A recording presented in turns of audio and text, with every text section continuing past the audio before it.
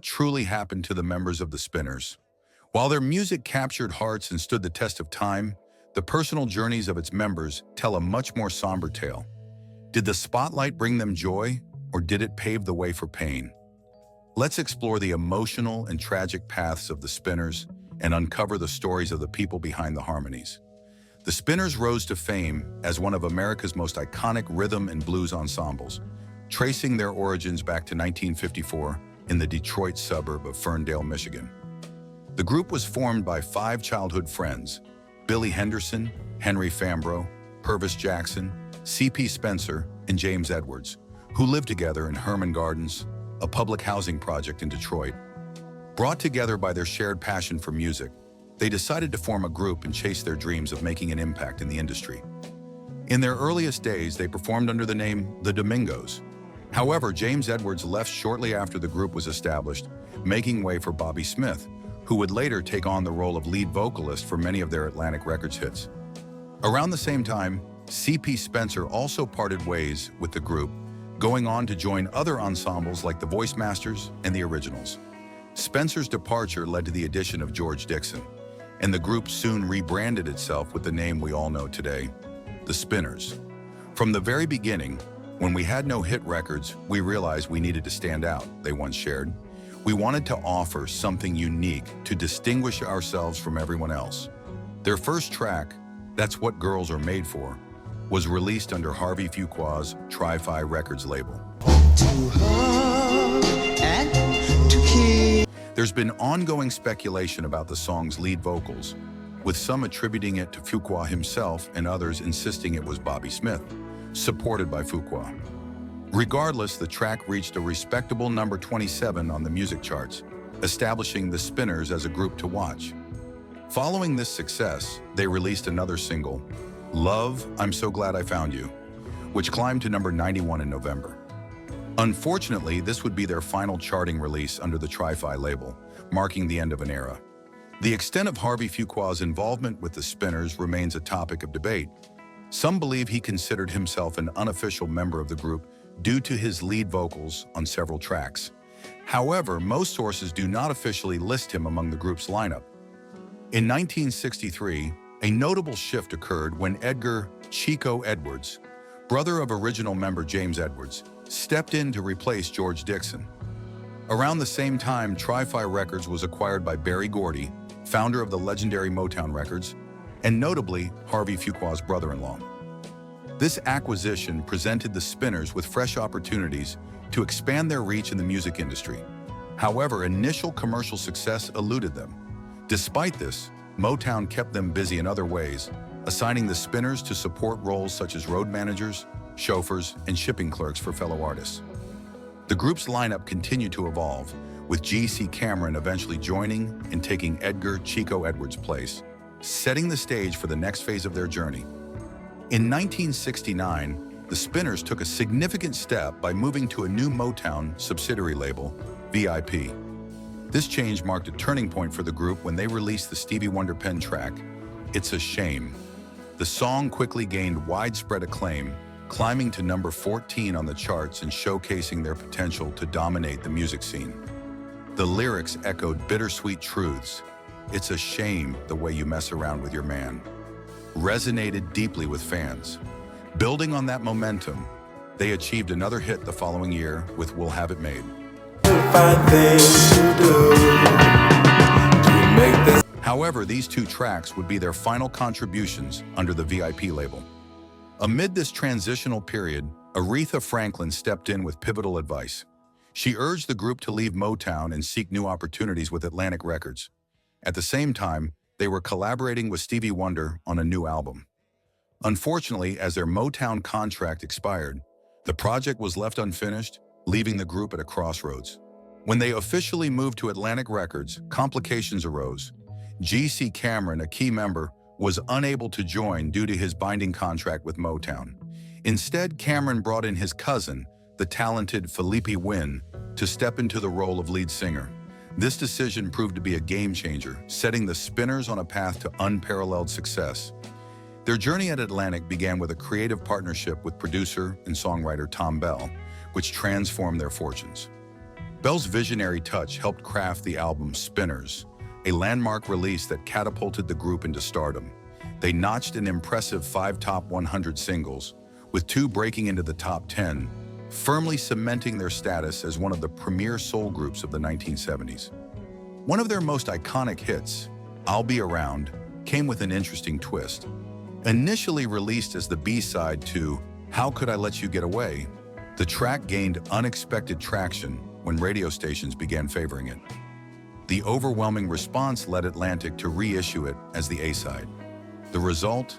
I'll Be Around soared to number 3 on the charts, earning the group their first million-selling single and a prestigious gold disc from the RIAA. The Spinners followed this triumph with another smash hit.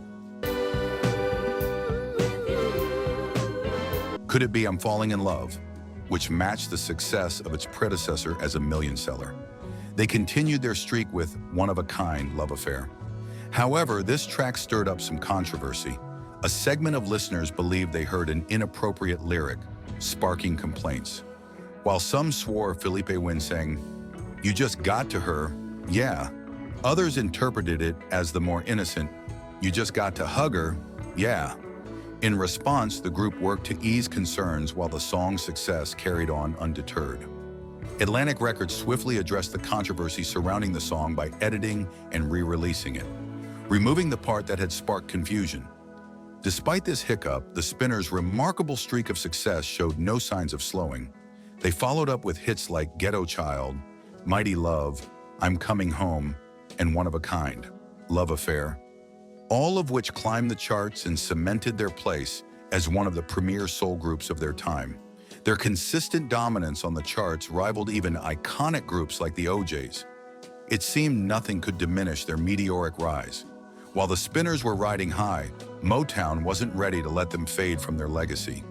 The label capitalized on their growing fame by releasing a Best of the Spinners compilation album, featuring tracks from their Motown and VIP Records era.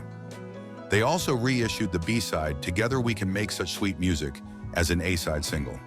Unfortunately, despite its promise, the song only reached number 91 on the US charts, falling short of its potential. One of the most memorable chapters in the Spinners' journey came with their collaboration with Dionne Warwick on the song Then Came You. Interestingly, Warwick wasn't initially convinced of the song's potential. Featuring lead vocals from Bobby Smith and Philippe Wynne, the track didn't immediately win her over. However, producer Tom Bell was confident in its success and even made a playful wager with Warwick, promising to send her his half of a $100 bill if the song didn't top the charts. When Then Came You soared to number 1 on the Billboard Hot 100, Warwick humorously returned the money with an apology. The hit became Warwick's first number 1 single and a pivotal moment in her career, which had begun to wane after her massive success in the 1960s. For the Spinners, the 1970s proved to be their golden era, with hit after hit captivating audiences and dominating the R&B charts. However, not every release resonated as strongly. In 1976, tracks like Love or Leave and Wake Up Susan failed to crack the top 40.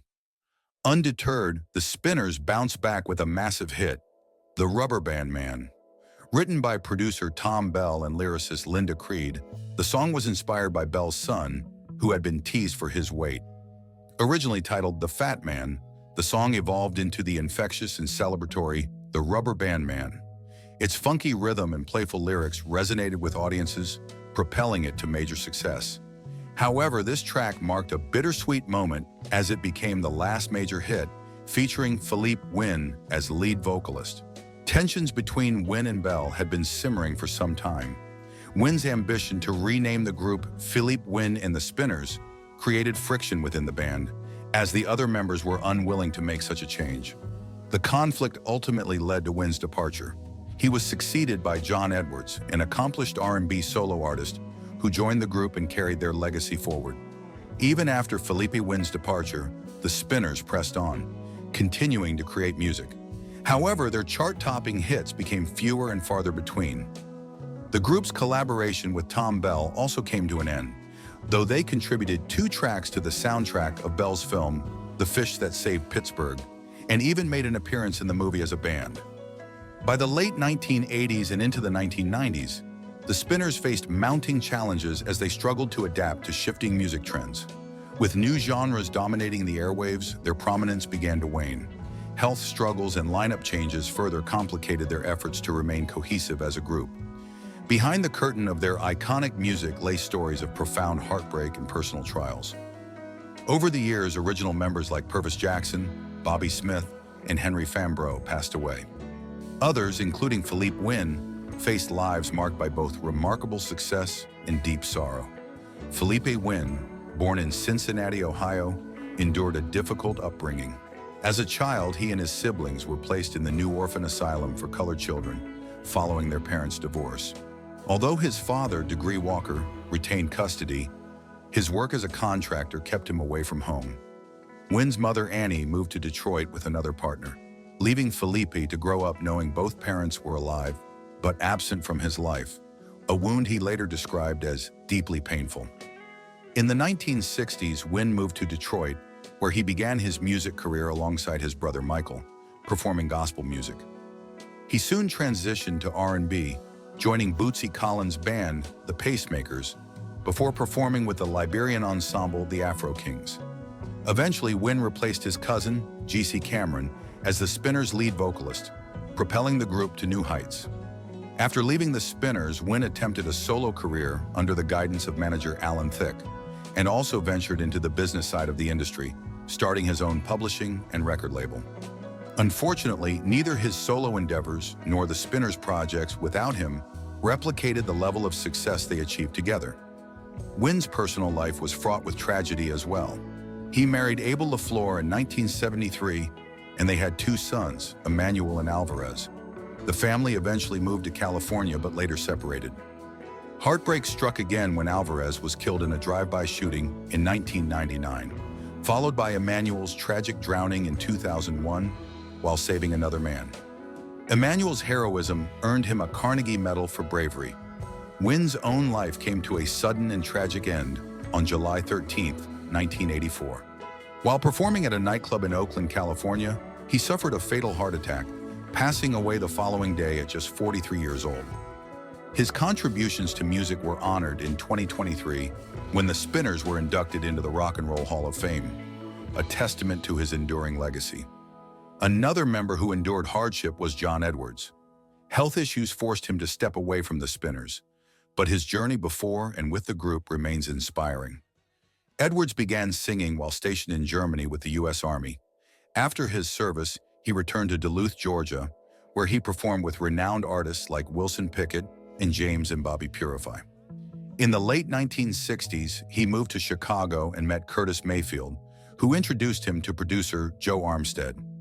This connection helped Edwards launch his music career, recording his early tracks with Weiss Records before moving to Bell Records.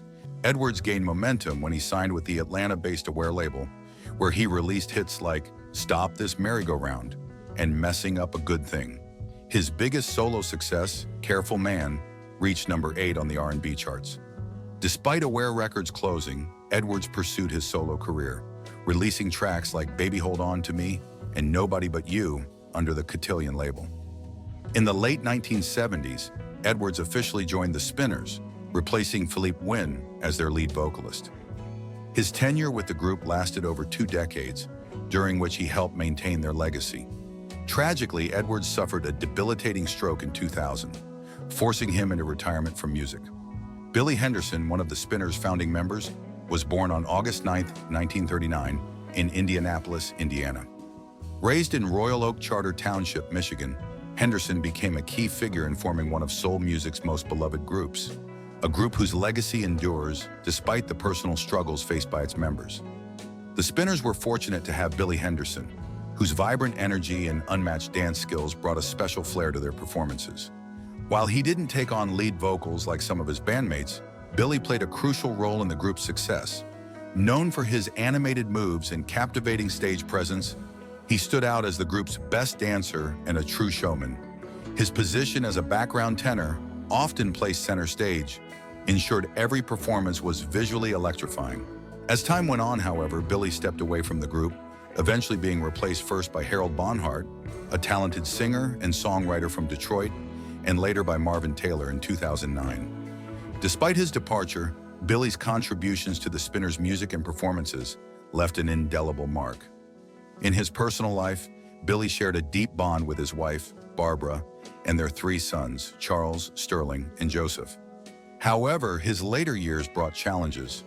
Billy openly addressed financial disputes within the group, even filing a lawsuit over unpaid royalties, feeling he hadn't been adequately compensated for his work. Tragically, his health declined due to complications from diabetes, leading to his passing on February 2, 2007. Though his journey was marked by ups and downs, Billy Henderson remains a beloved figure, remembered as the dynamic dancer who helped define the Spinners' enduring legacy. Henry Fambrough, the heart and soul of the Spinners, was the last remaining original member of the group. For an astounding 69 years, Henry dedicated his life to sharing music that fans cherished deeply. As the only founding member involved in every release, his unwavering commitment kept the group alive and thriving.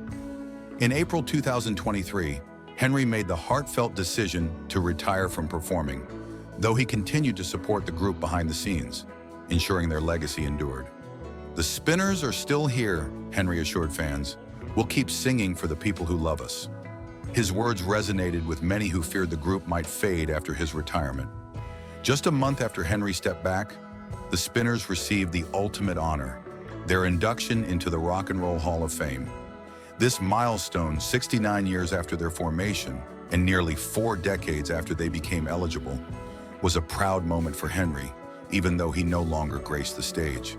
Over the years, the Spinners experienced profound losses. Founding members like C.P. Spencer, Billy Henderson, Purvis Jackson, and Bobby Smith passed away, leaving Henry as the last link to the group's early days. Yet the Spinners pressed on with new talent, including Ronnie Raheem Moss and C.J. Jefferson. Henry even contributed to 2 albums alongside the updated lineup before retiring. Sadly, on February 7, 2024, Henry Fambrough passed away in Sterling, Virginia, at the age of 85. He is survived by his wife, Norma, and their daughter, Heather. A longtime member of his Detroit church, Henry was laid to rest at Woodlawn Cemetery, where his legacy as a music legend and devoted performer remains etched in history. Bobby Smith, the Spinners' first lead vocalist, gave life to some of their most unforgettable hits. It was Bobby's smooth, soulful voice that powered their first chart success, "That's What Girls Are Made For," in 1961. While many mistakenly credited other members with certain songs, Bobby's vocals were at the heart of their iconic sound, leading tracks during their time with Tri-Fi and Motown Records. Hits like "I'll Always Love You" and "Truly Yours" showcased his unmistakable talent. When the Spinners transitioned to Atlantic Records, Bobby's voice continued to be a cornerstone of their success. Despite this, confusion often surrounded the credits, as listeners sometimes mistook Philippe Wynn's similar vocal style for Bobby's. Even Atlantic Records occasionally misattributed credits, adding to the misunderstanding. Nevertheless, Bobby's steady, recognizable voice remained a constant through the group's many transitions, ensuring their sound retained its timeless quality. Sadly, Bobby's life was cut short when he succumbed to pneumonia and complications from lung cancer on March 16, 2013, at the age of 76. His contribution to music and the Spinners' success will never be forgotten. C.P. Spencer, born Crathman Plato. Spencer, on January 13, 1938, in Detroit, Michigan, grew up surrounded by the burgeoning Motown music scene. He began his journey with groups like the Voice Masters, who inspired many Motown acts, and later joined the Spinners. However, C.P. is best remembered as a member of the Originals, a quartet renowned for their smooth, soulful sound. Beyond singing, C.P. excelled as a songwriter and producer, crafting music that still resonates today. Tragically, he passed away from a heart attack on October 20, 2004, leaving behind a legacy of creativity and passion. G.C. Cameron, born George Curtis Cameron, brought incredible versatility to Motown with his ability to perform across 6 vocal ranges. After serving in Vietnam, G.C. became the Spinners' lead vocalist in 1970, making waves with Stevie Wonder's "It's a Shame."